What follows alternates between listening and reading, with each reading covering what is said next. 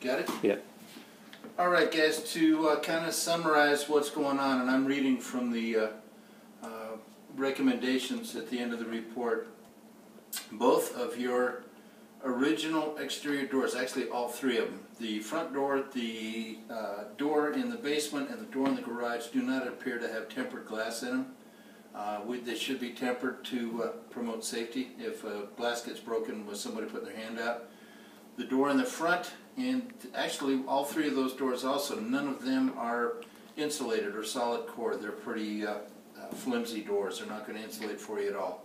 The exterior surfaces, we have loose vinyl siding on the right rear corner of the house down low. On the east side or south side of the house, the right side, there's another section, and there's some trim over the garage door that is loose.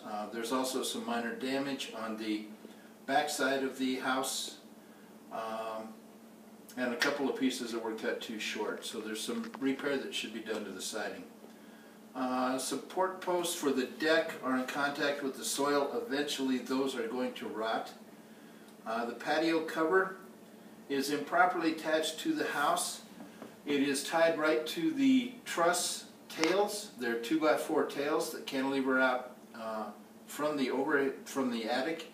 They're really not designed to carry that kind of load. So far everything looks good. I don't see any signs of any movement in there. And it's been there long enough, it's seen some pretty heavy snow loads, but keep an eye on it. Fence, we had a couple of rotted posts in the back. I could not test the gate because it's locked. Soffit and fascia on the house is also vinyl, and on the back side of the house over the patio there's some soffit that's loose. Gutters and downspouts.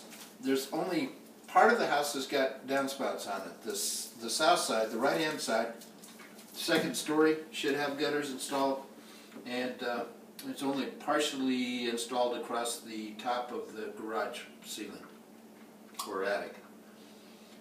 Insulation in the attic, you've got vinyl thermal pane windows, which are decent windows, but the insulation up there is pretty minimal. I would recommend additional insulation for energy savings.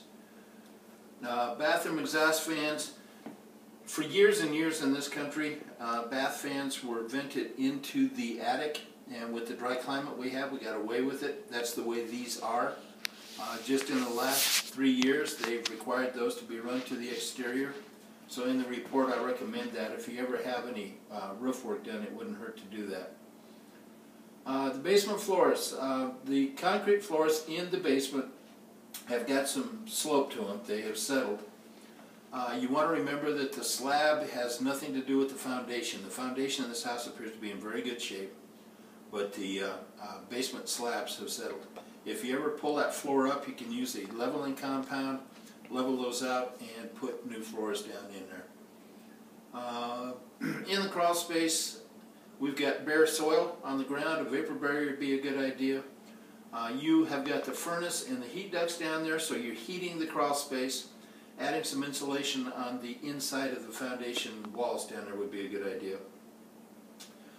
In the garage, we've got an opening in the ceiling, which is a gap in your firewall protection.